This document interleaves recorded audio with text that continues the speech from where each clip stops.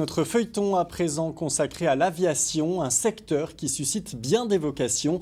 Nous partons aujourd'hui à la rencontre de la relève du monde aérien, un futur pilote et un des plus jeunes aiguillés du ciel. Clément Pravaz, Paul-Antoine Boudet. T'as pris la météo du coup hein Pas encore. Pas encore. Hop, juste là. Vent d'est normalement, donc la 0,7. Ouais, 100 degrés 4 nœuds, variable du 0,80 au 150. Ouais. Ok, donc du coup décollage 0,7. Ouais. N'essayez pas de comprendre ce que se disent Corentin et son instructeur, c'est du jargon aéronautique. L'idée c'est de faire un peu de l'erreur systématique, c'est de te dire bah tiens je suis là. Juste avant la leçon de pilotage, c'est le moment du briefing et surtout de vérifier que toutes les conditions permettent de voler.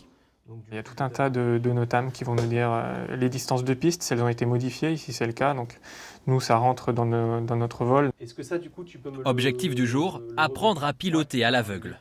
Le but c'est de travailler donc le vol sans visibilité, donc l'objectif principal c'est pour lui d'être capable, sans regarder dehors, d'utiliser toutes les informations disponibles donc sur son tableau de bord pour m'amener vers un point particulier que je vais donner là qui est donc un VOR, donc une balise au sol. Bon, tu prépares l'avion ? Ça roule. J'arrive. Dernière étape avant d'embarquer, une inspection méticuleuse de l'avion.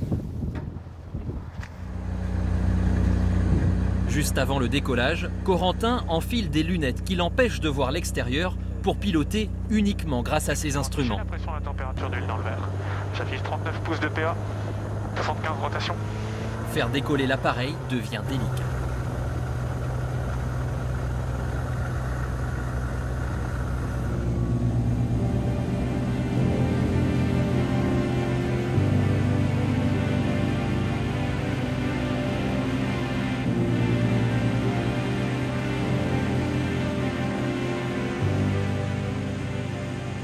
L'idée donc c'est que Corentin a des lunettes spéciales qui lui obstruent le champ visuel et qui l'obligent à regarder uniquement donc ici les instruments qui lui sont présentés là.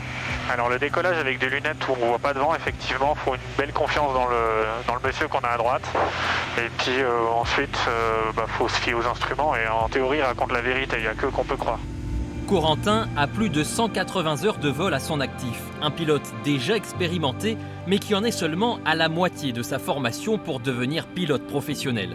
Une formation qui coûte cher, plus de 100 000 € financés par un petit boulot et un emprunt.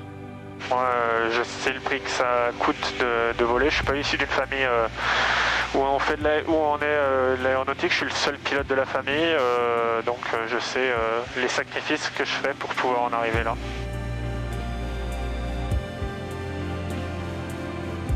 Une fois diplômé, Corentin souhaite devenir pilote d'affaires. Pourtant, ce n'était pas sa première vocation. Ça m'est venu assez tard, j'avais 15-16 ans. C'est plus un projet de reconversion professionnelle. Moi j'étais dans l'horlogerie. Et je me disais au début, les avions c'est inaccessible, il faut être bon en maths, il faut avoir un bac S, il faut faire maths sup, maths spé. Puis en fait, j'ai rencontré des pilotes, j'ai parlé avec eux, puis après je me suis dit en fait c'est accessible. Donc on n'a qu'une vie, donc voilà, je me suis lancé dedans. Je voulais faire de ma passion mon métier, donc je travaille pour ça. Norland 9408, runway 10 clear to land, wind 100 degrees, 12 knots, maximum 17 knots, report unvacated. À l'autre bout de la radio, la tour de contrôle, comme ici celle de Vatry, le plus gros aéroport de Champagne-Ardenne. Perché à 45 mètres, Jules vient de terminer sa formation de contrôleur aérien. À 21 ans, cela fait de lui l'un des plus jeunes aiguilleurs du ciel. Moi je suis de la région, donc je connaissais l'aéroport étant petit. Et j'ai pu faire mon stage de lycée ici à l'aéroport en ayant demandé. Et c'est comme ça que j'ai découvert assez jeune le métier de contrôleur aérien, tous les métiers qui sont reliés aussi à l'aéronautique. Et donc j'ai tenté ma chance, j'ai passé le concours et puis ça a marché. 9408, report unvacated on Alpha 4.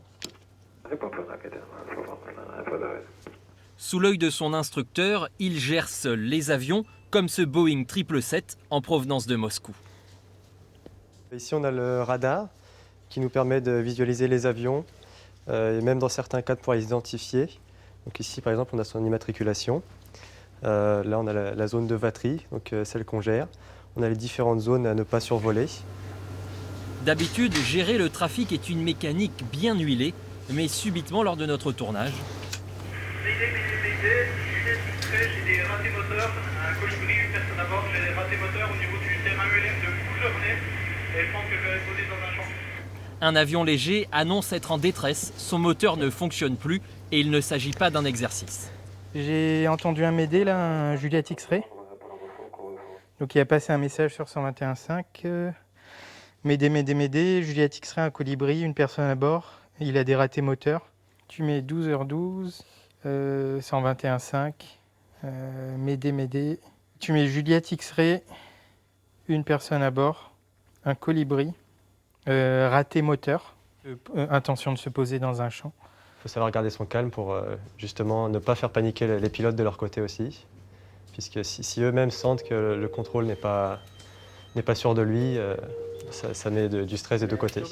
Dans le 9408, taxi stand Echo 7 via Bravo 4, report follow me kind sight. C'est un élément important, l'intonation, avoir différentes intonations dans la voix pour que le message reste compréhensible aussi, parce que ça peut être en anglais.